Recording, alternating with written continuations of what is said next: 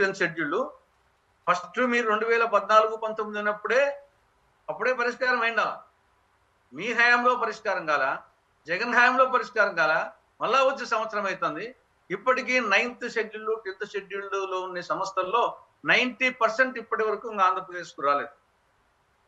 తర్వాత విశాఖ, విజయవాడ, తిరుపతి ఈ విమానాశ్రయాలు అంతర్జాతీయ విమానాశ్రయాలుగా తెలుగుదేశం పార్టీకి చెందిన ఆయనే సివిల్ ఏవియేషన్ మినిస్టర్ ఈ మాత్రం చెప్పడు. అంతర్జాతీయ విమానాశ్రయాలు చేయాలని స్పష్టంగా ఉంది. ఏది విశాఖ, విజయవాడ, తిరుపతి. కానీ ఇప్పుడు మనం విదేశాలకు పోవాలంటే బెంగళూరు కన్నా పోవాలా, బాంబే కన్నా పోవాలా, చెన్నై కన్నా పోవాలా, హైదరాబాద్ కన్నా పోవాలా లేదు. కాబట్టి చట్టంలోని అంశాల అమలులో ఘోరంగా విఫలం కావడం జరిగింది. ఇక ఈయన ప్రదర్శన చెప్తుంటాడు, నేను సంపద సృష్టిస్తా అని. ఈయన మనము నిశ్చితంగా పరిశీలిస్తే సంపద సృష్టించలేదు, సంపద ఆవిరైపోయింది. దానికి మన కాగ్ రిపోర్ట్ ఎగ్జామ్. సంపద సృష్టించినాడా, సంపద ఆవిరైందని తెలుసుకున్న దానికి 2023-24లో రూపాయి రాక, అంటే రాష్ట్ర ప్రభుత్వానికి రూపాయి రాక 5 విధాలుగా ఉంటుంది. ఒకటి కేంద్ర పన్నులో వాటా, రెండవది కేంద్రం ఇచ్చే గ్రాంట్, మూడవది స్టేట్ ట్యాక్స్ రెవెన్యూ, నాలుగవది స్టేట్ నాన్ ట్యాక్స్ రెవెన్యూ, ఐదవది అప్పులు.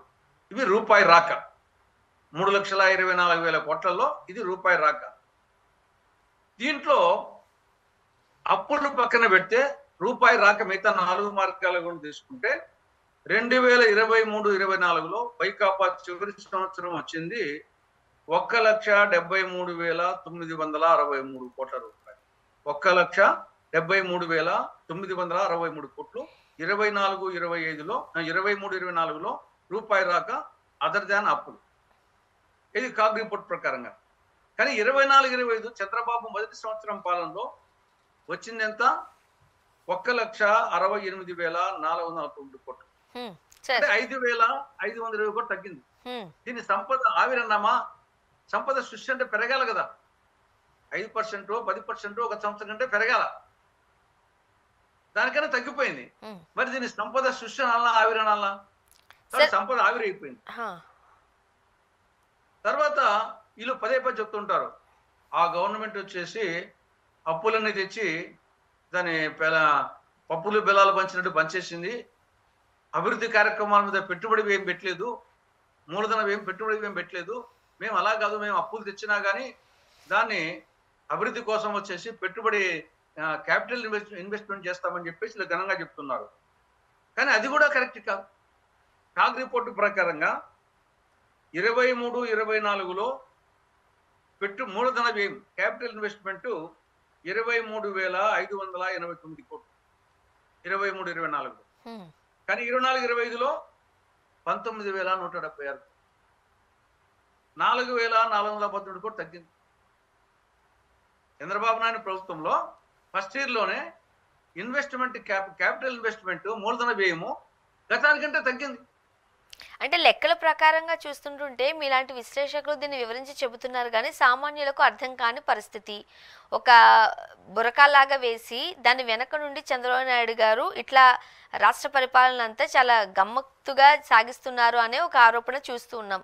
మరి ముఖ్యంగా ఈ పథకాలకు సంబంధించి కావచ్చు, వృద్ధుల పెన్షన్లు కావచ్చు, వికలాంగుల పెన్షన్లకి సంబంధించి కావచ్చు. ఇప్పుడు ఫర్ ఎగ్జాంపుల్ వికలాంగులు తీసుకున్నట్లయితే మీ ఎంత ఉంది, మీ పర్సంటేజ్ ఎంత ఉంది, హాస్పిటల్కి వెళ్ళి ధృవీకరించుకుని తీసుకొస్తే అప్పుడు మేము పెన్షన్ ఇస్తాము అని అంటున్నారు. అది అందరికీ సాధ్యమవుతుందా? ఆ లెక్కని ఎలా చూడాలి? వికలాంగుల విషయంలో కొంత జరిగింది ఏమంటే, దాంట్లో రకరకాల వికలాంగులు ఉంటారు కదా.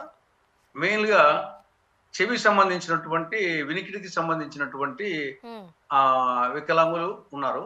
వాళ్ళల్లో కొంత వచ్చేసి తప్పుడు సర్టిఫికేట్ ఉండే వాళ్ళు చాలా మంది ఉన్నారు. మిగతా దాంట్లో లేదు. కానీ ఓన్లీ చెవికి సంబంధించినటువంటి డెఫ్లో వినికిడి సంబంధంగా అప్పుడు మేనేజ్ చేసి, డాక్టర్స్ ని మేనేజ్ చేసి చాలా మంది అది ఈజీ అనమాట. వాడు వినపడుతున్నా కానీ వినపడదు అంటాడు. ఆ విధంగా చాలా మంది తెచ్చుకునేది వాస్తవమే. కొంత ఇప్పుడు వాళ్ళు కొంచెం ఇబ్బంది పడుతున్నారు. ఈవెన్ నాకు తెలిసిన వాళ్ళే చాలా మంది వచ్చేసి మా మండలంలోనే, వేంపల్లి మండలంలోనే ఈ యొక్క ఆ సర్టిఫికేట్ చాలా మంది తెచ్చుకున్నారు. కొంత వాళ్ళు ఇబ్బంది పడుతున్నారు. అదొక్కటి వికలాంగుల విషయంలో. హ్మ్. ఇక్కడ మీరు చెప్పినట్లు మనము మేధావి వర్గం వచ్చేసి విశ్లేషకులు అనుకుంటున్నారు. అది ఒక యాంగిల్. హ్మ్. కానీ సామాన్య ప్రజలు కూడా 2 అంశాల్లో బాగా ఆలోచిస్తున్నారు. రియల్ ఎస్టేటు మాంతం పడిపోయింది. హ్మ్. రియల్ ఎస్టేటు ఏ శ్రీకాకుళం జిల్లా నుండి చిత్తూరు జిల్లా వరకు ఎక్కడ ఏ జిల్లాలో ఏ మండలంలో కూడా రియల్ ఎస్టేట్ వచ్చేసి ఒక్కసారి ఆకాశం నుండి పాతాళానికి పడిపోయింది. అంటే సామాన్య మానవుని ఎఫెక్ట్ ఇక్కడ తెలుస్తుంది. మనం విశ్లేషించేది జిఎస్టీనా లేకుంటే అప్పుల పెట్టుబడి క్యాపిటల్ ఇన్వెస్ట్మెంట్ ఇవన్నీ తెలియకపోవచ్చు. కానీ రియల్ ఎస్టేట్ ప్రమాదం పడిపోయింది. ఇది ఒక అంశం.